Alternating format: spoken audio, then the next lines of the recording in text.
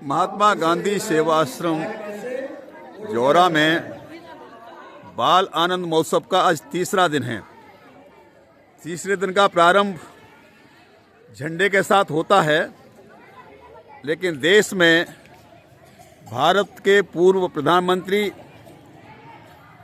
Doctor सरदार मनमोहन सिंह जी के निधन के बाद अभी पूरे देश में 7 दिन का राष्ट्रीय शोक चल रहा है।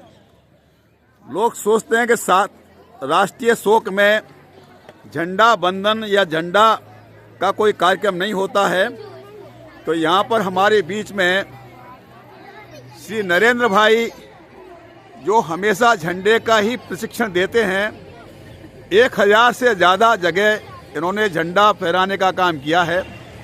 वो ये बता रहे हैं कि राष्ट्रीय शोक की स्थिति में किस प्रकार से झंडे का बंधन किया जाता है, किस प्रकार से झुकाया जाता है। ये सारी प्रक्रिया यहाँ पर जितने भी गुरुजी, शिक्षक, शिक्षिकाएं हैं, वो भी इसको समझेंगे कि राष्ट्रीय शोक क्या होता है। नहीं तो राष्ट्रीय शोक का देखिए, धीरे धीरे झंडा ऊपर जा रहा है। राष्ट्रीय शोक में झंडा सबसे पहले ऊपर पहुंचाया जाता है और ऊपर पहुंचाने के बाद उसको सलाम किया जाता है। उसके बाद झंडे के झुकाने की प्रक्रिया शुरू होती है। उसमें राष्ट्रीय गान की ज़रूरत नहीं है, मौन रख करके और झंडे को सलाम दे करके और झंडे को फिर नीचे लाया जाता है। तो यहाँ पर आप देख रहे हैं कि झंडे को किस प्रकार से ऊपर धीरे धीरे करके पहुँचाया गया है। ये दिखाई दे रहा ऊपर।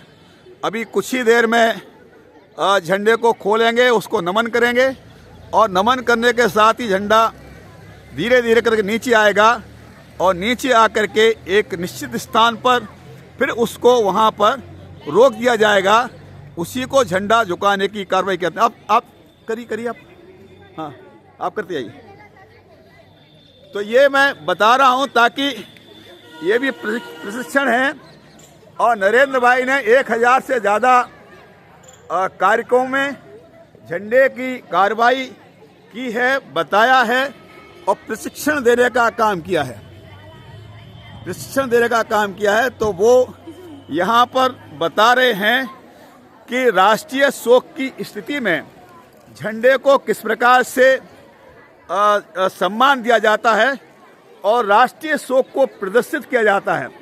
ऐसा नहीं है कि राष्ट्रीय शोक हो गया अब झंडे को छूना ही नहीं है, झंडे को फहराना नहीं है। झंडा फहराएंगे नहीं तो झंडा झुकेगा कैसे।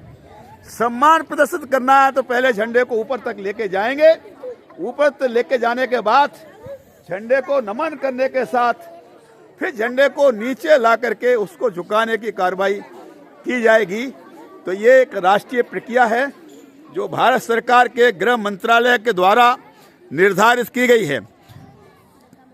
इसलिए इस अवसर पर सभी को ये सुनना और समझना बहुत जरूरी है कि झंडे को किस प्रकार से सम्मान देते हैं। राष्ट्रीय शोक की स्थिति में और अधिक दायित्व बढ़ जाता है। अगर भले ही नियमित नहीं फहराते हैं, अगर आप चाहते हैं कि हम सम्मान देना चाहते हैं तो झंडे को फहरा करके उसके बाद झुकाने की प्रक्रिया को नियमित रूप से करने की जरूरत है। तभी आप बोल पाएंगे कि हाँ, हमने झंडा झुकाया है।